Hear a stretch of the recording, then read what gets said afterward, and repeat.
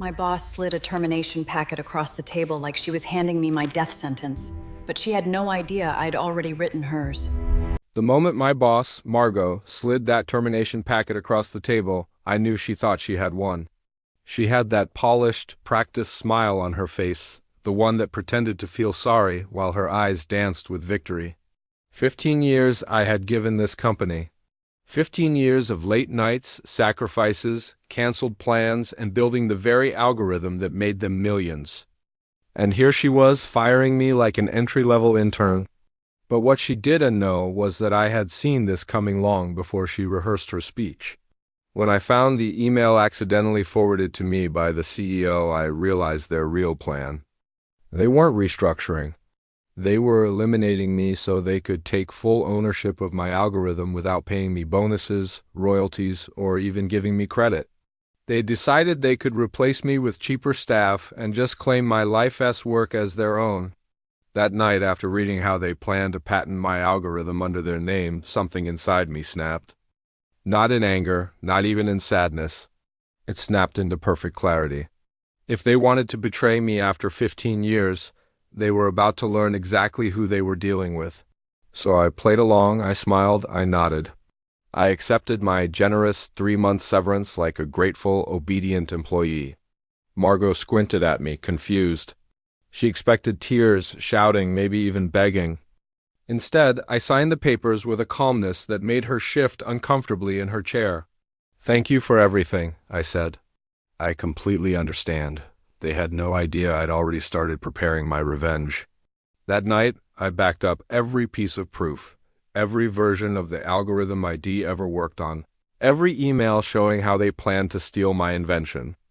I carefully documented the history of my work, including all the versions I created at home on my own equipment, on my own time, which legally belonged to me, not the company.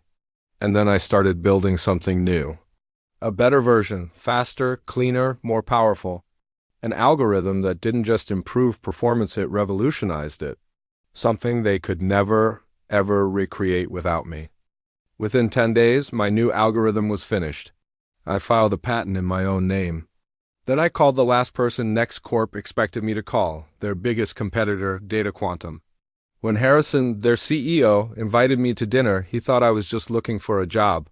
He wasn't expecting me to slide a folder across the table containing something worth billions. His eyes widened, his jaw dropped. He read every page like he'd discovered gold. "Is this yours?" he asked, his voice low. "Fully mine, developed at home. Patent pending." He knew instantly what it meant. His company would leapfrog the entire market. NexaCorp, which relied on my original algorithm, would burn. "What do you want?" he asked. I looked him dead in the eye. "I want a C-level position, a 7-figure signing bonus. And I want this announcement made public the morning NexaCorp fires me." He stared at me for a long moment, then extended his hand. "You've got a deal." The next morning, I went to NexaCorp like nothing had happened. I worked. I documented. I trained junior staff. I even prepared the big presentation Margot requested for the Monday meeting, the very meeting where they planned to fire me in front of the entire leadership team. I made sure that presentation was beautiful, because they would never get to use it. On Friday, my supposed last day, they threw me a little party with pizza and applause. Margot even toasted me in front of the room, bragging about my contributions she planned to erase that Monday. I smiled through all of it, thinking, you have no idea what's coming.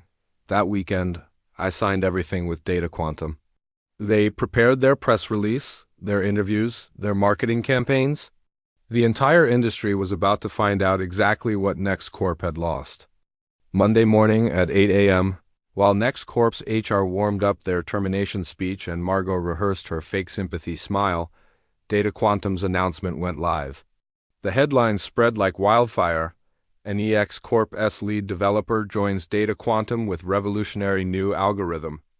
Industry-shifting move as Allison Marsh unveils. Breakthrough tech? NexaCorp stock plummets after losing key innovator?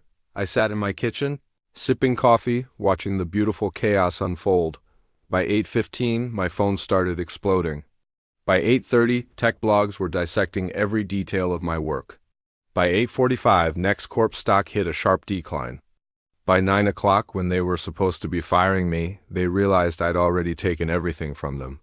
Then came the emails from their CEO, first confusion, then threats, desperation, and finally begging. We need to discuss licensing options. Oh, now they wanted to license my work? How sweet. But they couldn't even use my original algorithm either because without me, they couldn't maintain it. Their entire product line was about to become obsolete. I forwarded every message to my legal team without a reply. That afternoon, I walked into Data Quantum headquarters to a standing ovation. Engineers lined up to meet me. They treated me with respect, value, and admiration, things NexaCorp never bothered to offer. By the end of the first week, 6 of my old teammates had already accepted positions at Data Quantum. The rest were interviewing.